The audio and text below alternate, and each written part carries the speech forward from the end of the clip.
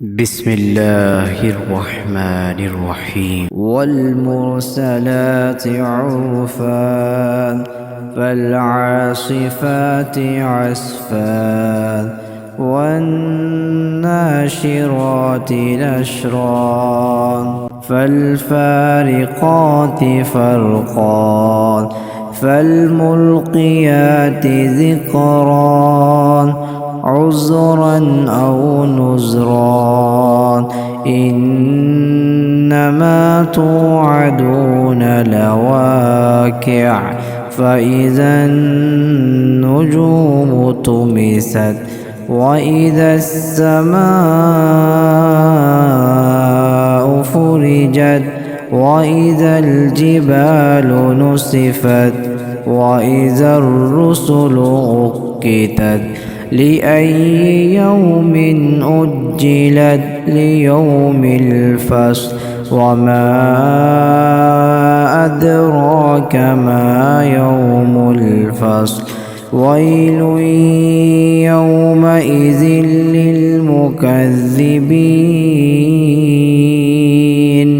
ألم نهلك الأولين ثم نتبعهم الآخرين كذلك نفعل بالمجرمين ويل يومئذ للمكذبين ألم نخلقكم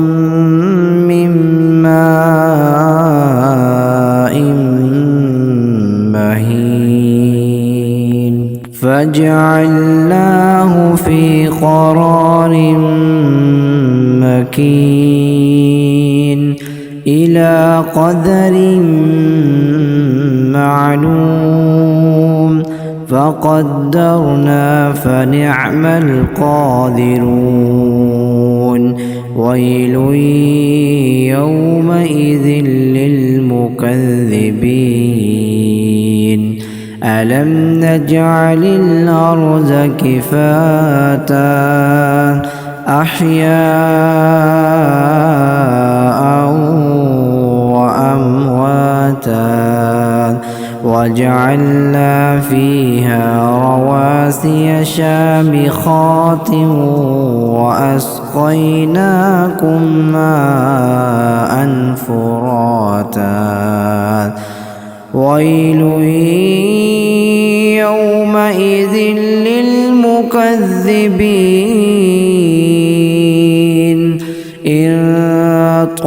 انطلقوا إلى ما كنتم به تكذبون انطلقوا إلى ظل ذي ثلاث شعب لا ظليل ولا يغني من اللهب إنها ترمي بشرر كالقصر كأنه جمالة صفر ويل يومئذ للمكذبين هذا يوم لا ينطقون ولا يؤذن لهم فيعتذرون ويل يومئذ للمكذبين هذا يوم الفصل جمعناكم والأولين فإن كان لكم كيد فكيدون ويل يومئذ للمكذبين إن المتقين في ظلال وعيون وفواكه مما يشتهون كلوا واشربوا هنيئا بما كنتم تعملون إنا كذلك نجزي المحسنين ويل يومئذ للمكذبين كلوا وتمتعوا قليلا إنكم مجرمون ويل يومئذ للمكذبين وإذا قيل لهم اركعوا لا يركعون ويل يومئذ للمكذبين فبأي حديث